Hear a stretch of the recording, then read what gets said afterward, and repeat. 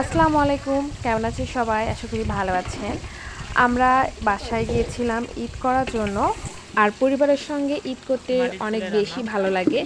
আর ঈদ হচ্ছে বাড়তি একটা আনন্দ আমাদের জন্য। আর ঈদের পর বাসায় অনেক মেহমান আসে। মেহমান আসার উপলক্ষে আমার শ্বশুর বাসায় রান্নাবাড়ি হচ্ছে।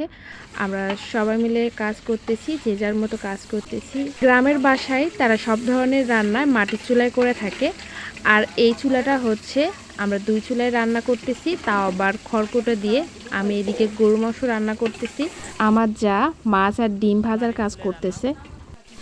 খড়কুটো দিয়ে রান্না অনেক কষ্টকর, আর গ্রামে প্রচণ্ড রোদ ছিল, আর মেহমান আসবে কি আর করা, এই জন্য আমরা কষ্ট হলেও রান্না করতেছিলাম। আর এইদিকে আমি মুরগির মাংস রান্না করতেছি। আমরা 3 চুলায় রান্না করতেছিলাম। আপনাদের গ্রামের বাড়ির ঈদ কেমন কেটেছে একটু কমেন্ট করে জানাবেন।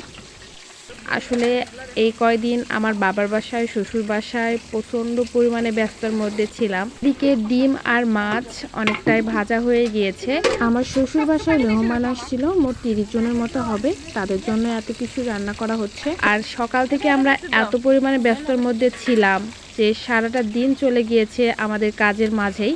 তারপরও চেষ্টা করেছিলাম এই ক্যামেরাবন্দি করার জন্য। গ্রামের বাড়িতে মাটির চুলায় রান্না কত যে স্বাদ, যারা ঢাকায় থাকে তারাই শুধুমাত্র বুঝতে পারে।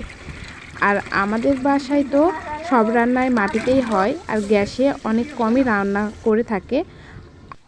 এদিকে আমার ছোট ননদিনী, সে মুরগির মাংস রান্না করবে, তার জন্য সব মশলা দিয়ে দিচ্ছে।